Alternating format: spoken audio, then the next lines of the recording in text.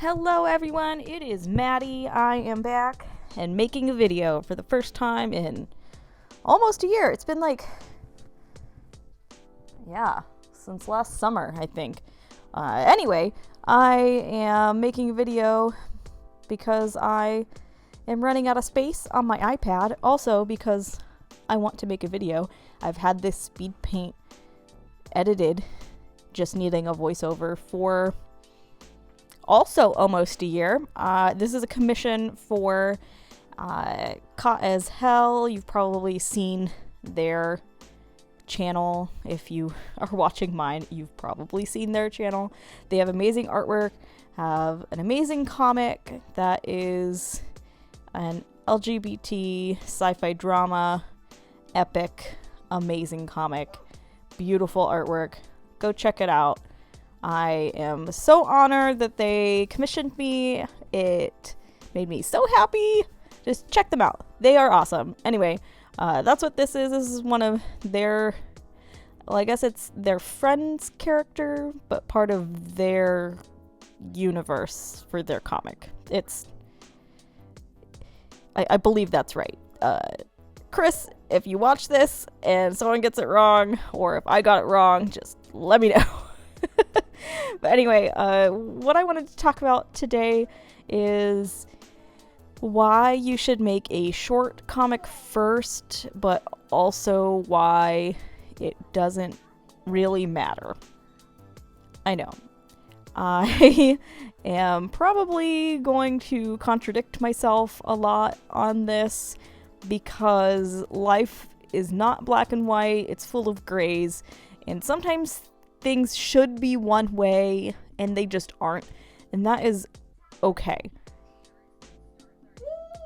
I think that I have a point. We'll see as I go forward. I have a couple of notes written down that I wrote so long ago for doing this video.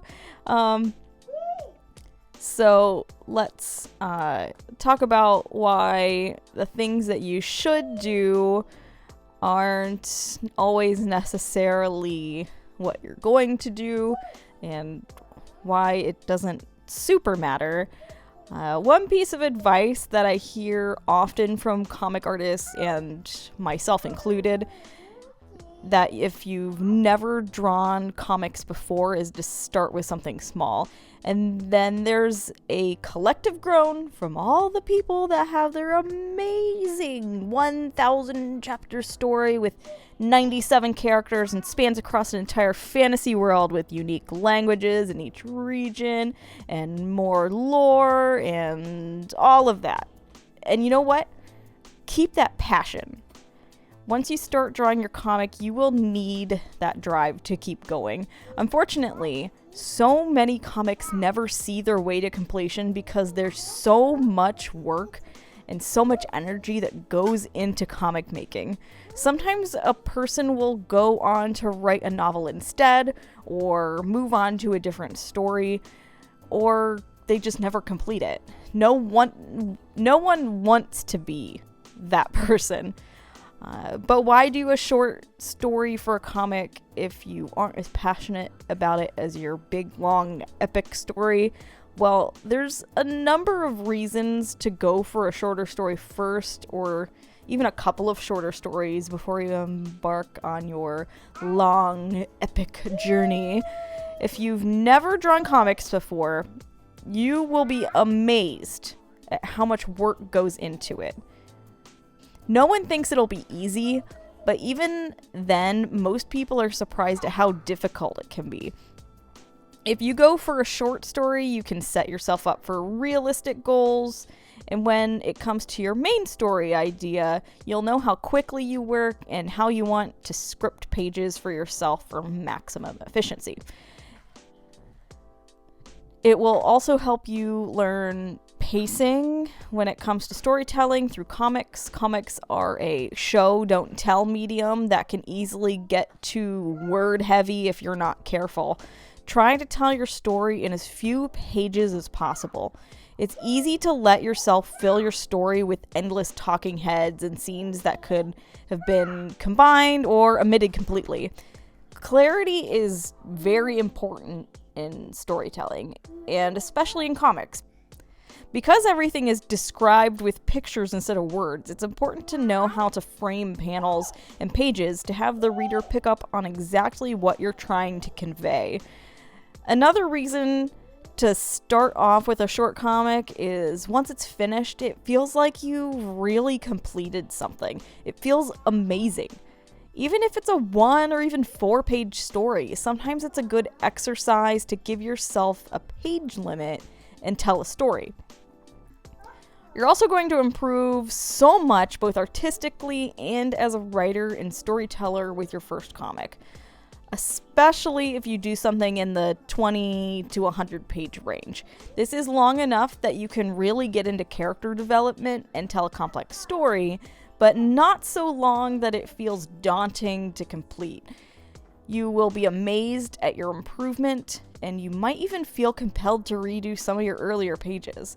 But with a short story, that isn't your amazing epic brainchild. You might feel more comfortable leaving the beginning to be not as good as the end, so you can finally move on to your big story. Then your beginning pages of that comic will be at least as good as the last pages of your short story. So these are some good reasons to do a short story as your first comic.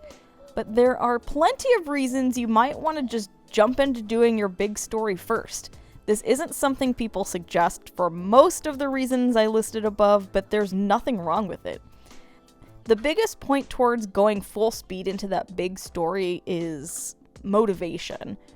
Before, when I said you need passion and motivation to do comics, well, it's true. You might not feel passionate about doing a short comic. And that's going to be more discouraging to you than the daunting task of having so much story to tell. When you start that big, epic space opera you've been dreaming up since 4th grade, it's exciting more than scary, even if it is a little bit of both. This is actually how I started doing comics seriously, so I know that it's a big motivator.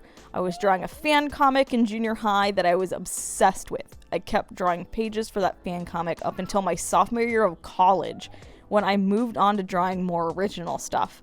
I didn't complete that story, but it was fun and I learned a lot. I also broke up the story into volumes so that when I completed a volume, about 150 or so pages, it felt like I did something and accomplished something. And if I just barely ever scratched the surface of that story. Even if I just barely scratched the surface of that story. And that leads me into my other point. Your story might not be a fan comic, but this still applies. Now that I'm older and I'm distanced from that story, I feel like I can assess it more clearly and learn from what I did in the past. I just kind of got it out because it was a story I just had to tell, even if I just barely scratched the surface of that story. And that leads me into my other point. Your story might not be a fan comic, but this still applies. Now that I'm older and I'm distanced from that story, I feel like I can assess it more clearly and learn from what I did in the past. I just kind of got it out because it was a story I just had to tell, even though now I think it's really kind of dumb and made no sense. Now, I'm not saying that your big story is like my silly fan comic and makes no sense or whatever. The point is that I needed to draw it and tell that story because I couldn't think of anything else, and I was so passionate about doing it. I got it out of my system, even though I didn't complete the story. Sometimes that's how it is. The story calls to you, and you just need to get it out there and have people read it and know your characters in this world. Once that story is over, you're able to move on to other projects knowing that you were able to tell this amazing story. So there's a lot of ups and downs when it comes to deciding what you're going to work on. For me, I have a hard time coming up with stories that I feel like I need to tell, even though I'm an artist and a pretty good one, I don't think of myself as particularly creative, or at least not in that way. It's easier for me to come up with smaller ideas that can come to completion quickly. Otherwise, I feel lost. You might be the opposite. You might feel like you don't have enough time to tell your stories in only 100 pages, and that's okay. But if you really are having a hard time deciding what to do when it comes to comics, I will still always suggest to go with a small idea first, unless you have had a burning, fiery passion for this other story for a long time. The creation of comics is so time-consuming. Draw what you love and get it out into the world. Well, that's enough rambling from me. I hope you got something out of this video, and if you did, remember to subscribe to my channel and learn about comics and listen to my rambles about art and comics and all the other things. If you have any suggestions for what you'd like to hear me talk about, post them in the comments.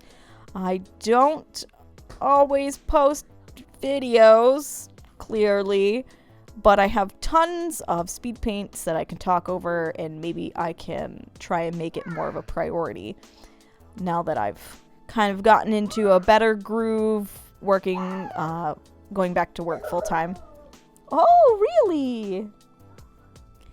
And once again, check out Caez-Hel. They have an amazing channel, an amazing comic.